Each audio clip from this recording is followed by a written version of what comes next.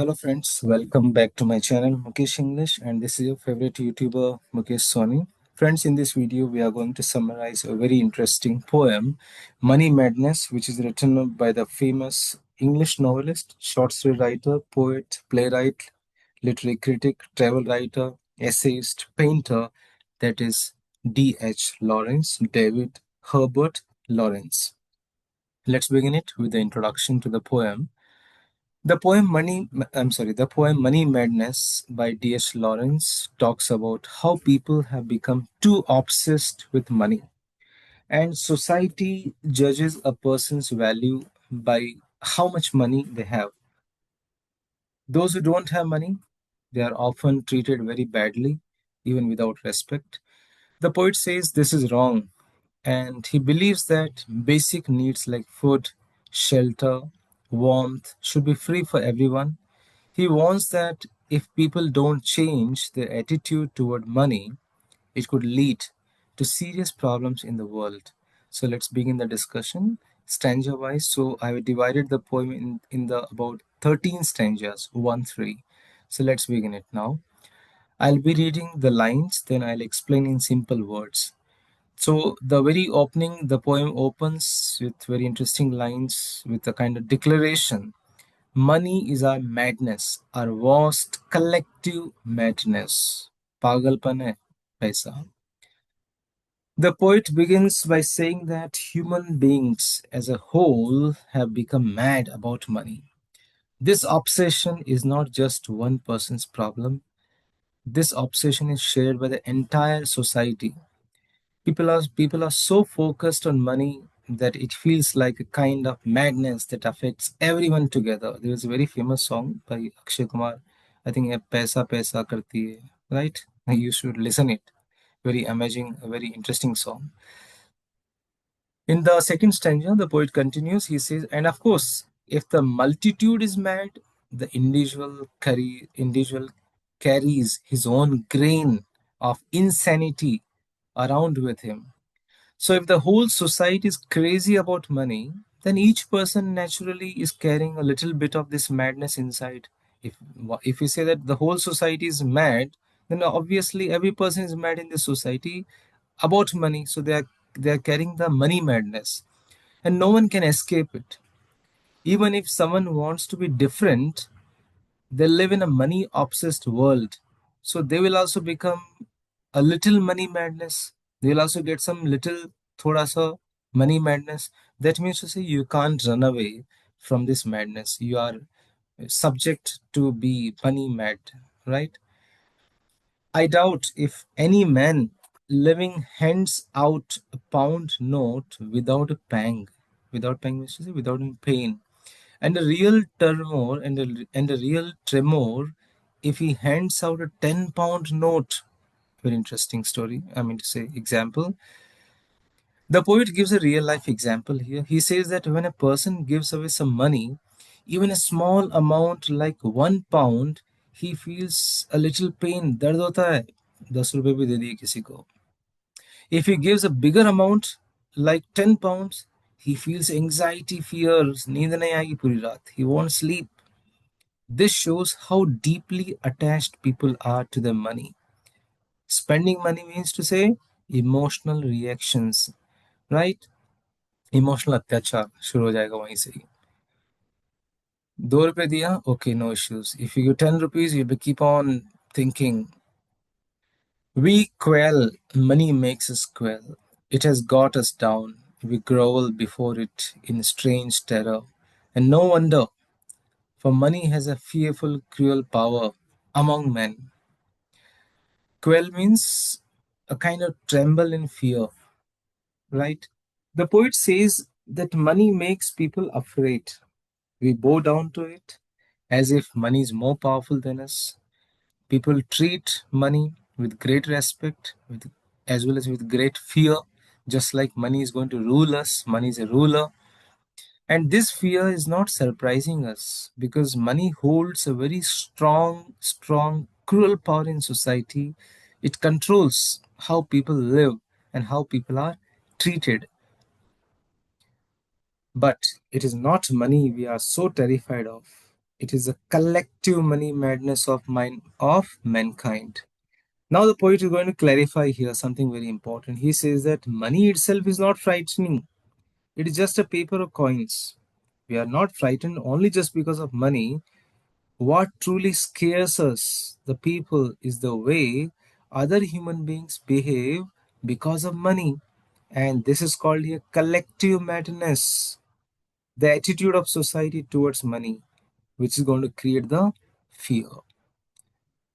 For mankind says with one voice, how much is he worth? Has he no money? Then let him eat dirt and go cold. Society judges people based on how much money they have. Society, one minute. Society judges people that how much money they have, right? They start judging them. Kitna property hai, how much asset he has. If someone doesn't have money, society doesn't respect them. Instead, the society tells them, go eat the dirt, go cold, you just suffer there. This is a cruel way of saying that poor people are treated with humiliation. They are left to suffer because they don't have money. So the person's value is measured by wealth, not by the character, not by any humanity. Now the poet says, and if I have no money, they'll give me a little bread so I do not die, but they will make me eat dirt with it. The poet imagines himself without money. He imagines that suppose if I don't have money, how the society will react. He says that if I don't have money, the society might give him a little bread that so that he won't starve to death, he won't die. But even when the help is given, even the help will be given with the humiliation, apmanit help. He will have to eat the dirt, the waste. That means to say he will have to lose his dignity and he has to suffer the insult. People don't offer the help kindly, just like ehsan kar rahe hain. They often make the people feel ashamed. If someone is going to help somebody, not with the kindness, the next person will feel humiliated. He'll feel that, yes, he's insulting me. Excuse me. The poet further says, I shall have to eat dirt. I shall have to eat dirt if I have no money. This stanza repeats the phrase, I shall have to eat dirt, which emphasizes the pain, the humiliation that come with the poverty. The poet is scared that if he ever has no money, he'll be forced to accept the disgrace just to survive in this society. It is that I am frightened of, and that fear can become a delirium. It is fear of my money mad fellow man. The poet explains that his real fear is not dying of hunger, but his real fear is here facing the cruel behavior of people who are mad about money. This fear can grow so strong that it can become the delirium. Delirium means to say extreme mental panic. Money, you get mad, right?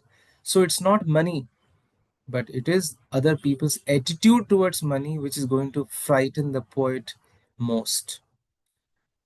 Poet says we must have some money to save us from eating dirt. Now see the other face of the same coin. The poet says that in this kind of society, every person must have at least some money, not just to buy food, but to protect their dignity. Now the time has come. You have to save a dignity. To save a dignity, what do you require? Money, right? If they don't have, they'll be humiliated by others. So this shows how money has become necessary not only for the survival but also for the respect.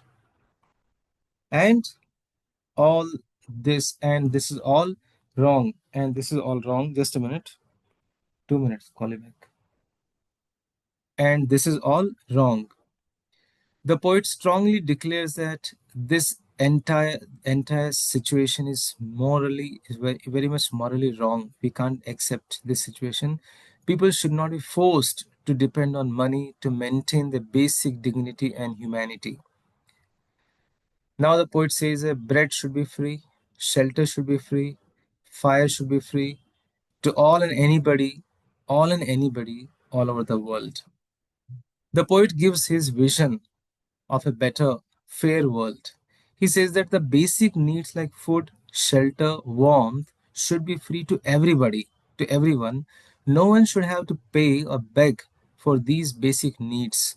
They should be basic human rights and which should be available to all and everywhere. And finally, the last stanza, the poet says we must regain our sanity about money before we start killing one another about it. It's one thing or the other.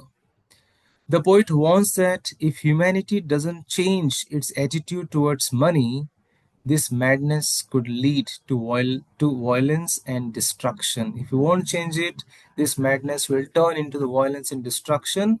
People may start fighting, or and sometimes for the sake of money, they might kill each other. So he urges society to regain its sanity. That means to say, to bring back a healthy, balanced view of money before it becomes too late. So it's a very serious choice. Either we change or we face the terrible consequences. So hence we can say that what is the poet would like to convey here? Finally, we can conclude this poem saying that people everywhere have gone crazy over money. Money controls their thoughts, their feelings, how they treat each other. People fear not money itself, but the cruel behavior of others when they don't have it. The poor are often humiliated, not just hungry. The poet says this is wrong and that basic needs should be free for everyone. He warns that if society doesn't change, this madness can lead to serious harm.